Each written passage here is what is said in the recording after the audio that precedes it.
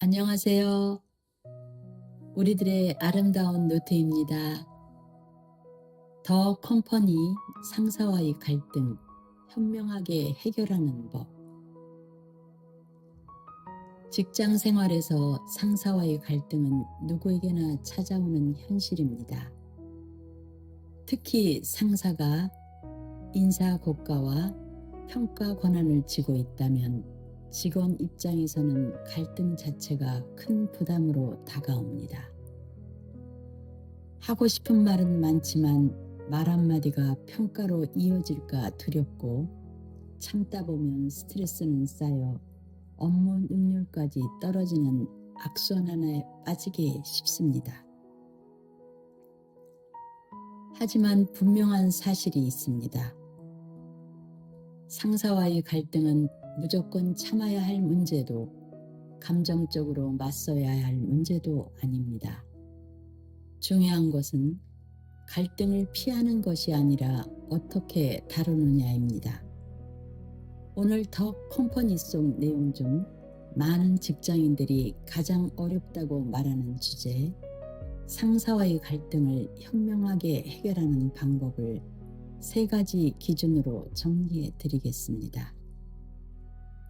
첫째, 감정을 내려놓고 사실부터 정리하세요. 갈등이 생기면 가장 먼저 앞서는 것은 감정입니다.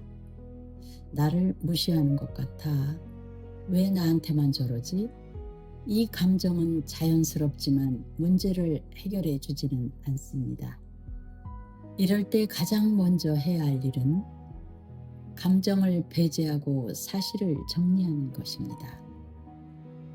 육하 원칙에 따라 언제, 어디서, 누가, 무엇을, 어떻게, 왜 구체적으로 이렇게 보세요. 감정을 배제하고 사실을 정리하는 것입니다. 육하 원칙에 따라 언제, 어디서, 누가, 무엇을, 어떻게, 왜 구체적으로 기록해 보세요. 예를 들어 상사가 내 아이디어를 무시했다가 아니라 공공 프로젝트 회의에서 내가 제안한 A안 대신 상사가 B안을 선택했고 그 이유에 대한 설명은 없었다처럼 말입니다. 이렇게 정리된 사실은 갈등의 초점을 사람이 아닌 상황으로 옮겨주고 불필요한 오해를 줄여줍니다. 둘째, 상대를 지적하기 전에 나를 먼저 점검하세요. 갈등의 원인이 항상 상사에게만 있는 것은 아닙니다.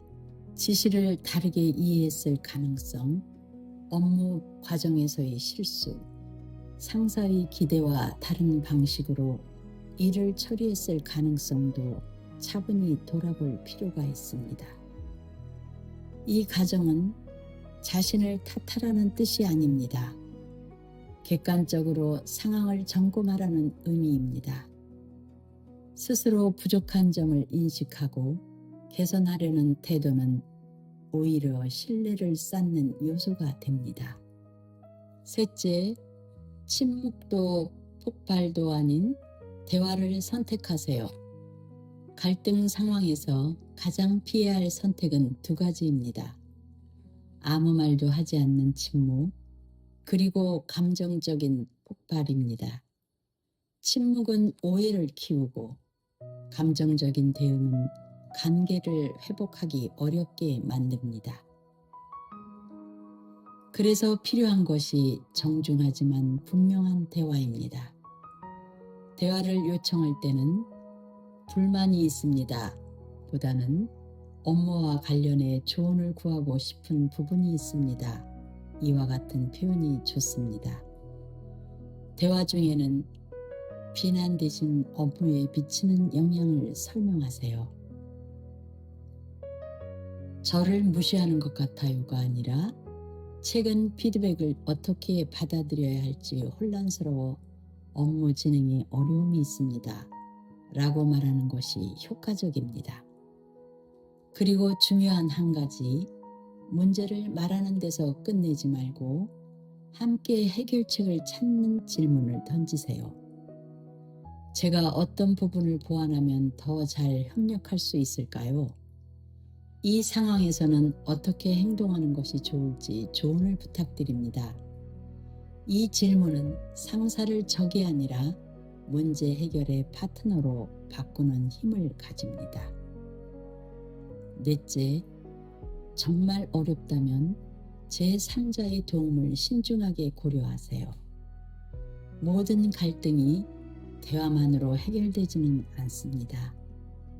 갈등이 반복되고 업무에 심각한 지장을 준다면 인사팀이나 멘토 등 중립적인 제3자의 도움을 고려할 수 있습니다. 다만 이것은 마지막 선택이어야 합니다. 관계를 더 경직시킬 수 있다는 점도 함께 고려해야 하기 때문입니다.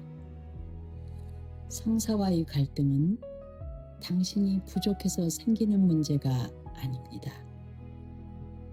대부분은 구조와 기대의 차이에서 비롯됩니다.